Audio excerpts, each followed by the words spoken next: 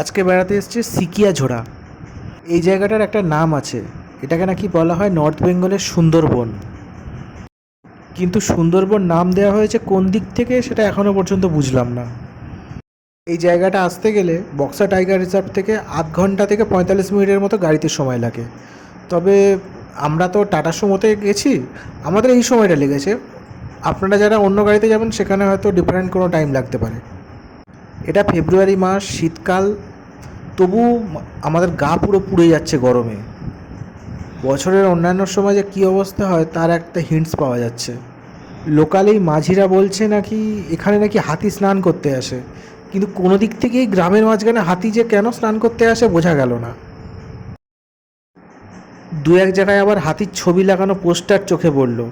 এরা বলছে forest department থেকে নাকি লাগিয়েছে, কিন্তু ফরেস্ট ডিপার্টমেন্ট থেকে যদি লাগায় তার একটা ফরেস্ট ডিপার্টমেন্টের লোগো ব্যবহার করে।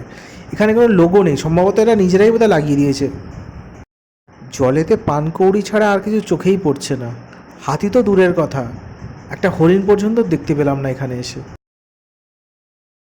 তবে জায়গাটা বেশ নিরিবিলি আর চারদিকে প্রচুর গাছপালা। এই বোটে আমরা প্রায় 8-10 জন বসে আছি, না হলে কিন্তু জায়গাটা বেশ গা ছমছমেও বটে।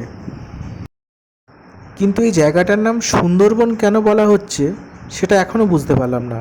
সুন্দরবন বলতে আমরা সাধারণত বুঝি সুন্দরী গাছ, গরান, গেওয়া বা ম্যানগ্রোভ জাতীয় গাছগুলি, কিন্তু এখানে কোনো ম্যানগ্রোভ সেরকমভাবে চোখেই পড়লো না। যা পড়ছে উত্তরবঙ্গের এই ট্র্যাডিশনাল জঙ্গলের গাছই চোখে পড়ছে।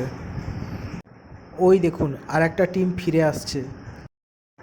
দাঁড়ান জিজ্ঞাসা করি, দাদা কিছু দেখতে পেলেন নাকি ওদিকে? ও দাদা, কিছু দেখলেন? দাদাদের হাসি দেখেই বোঝা গিয়েছে দাদারা কেমন ঘুরলেন। যাক, এটা পরিষ্কার হলো যে এখানে কোনো জন্তু জানোয়ার নেই। প্রকৃতির এই দৃশ্য দেখেই আমাকে পেট ভরাতে হবে। ও মাঝিদা, নৌকাটাকে একটু পাড়ের দিকে নিয়ে চলুন না। আরেকটু ধারে নিয়ে চলুন, আরেকটু আরেকটু, যতটা যাওয়া যায়। এখানে তো অনেকটাই জল আছে, কাদা তো নেই নিচে, তো একটু চলুন না ধারে। মাঝিরা আর ধারে নিয়ে যেতে চাইছে না। যাক, যতটা কাছে গিয়ে দেখা যায় জঙ্গল, দেখি। মাঝিরা বলছে নাকি জলটা ঘোলা হয়ে আছে, কারণ হাতি নাকি একটু আগে স্নান করে গিয়েছে। উফ, রোদে আর থাকা যাচ্ছে না, একটু তাড়াতাড়ি চালান। বন্ধুরা, এনারা বলছেন এটা নাকি একটা নদী, কিন্তু নদীতে এত কচুরিপানা কোথা থেকে এলো বোঝা যাচ্ছে না। শুধু তাই নয়, এর জলটাও খুব নোংরা। মাঝে মাঝে দু এক জায়গায় খুব বিশ্রী গন্ধও ছাড়ছে জল থেকে। প্রথমে ভাবলাম হয়তো জন্তু জানোয়ার মরে থাকতে পারে, তার জন্য এরকম বিশ্রী গন্ধ ছাড়ছে।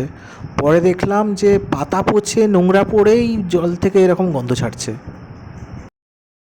পুরোপুরি ব্যাপারটা আর্টিফিশিয়াল, জঙ্গলের পরিবেশ তৈরি করার জন্য এইসব কারসাজি।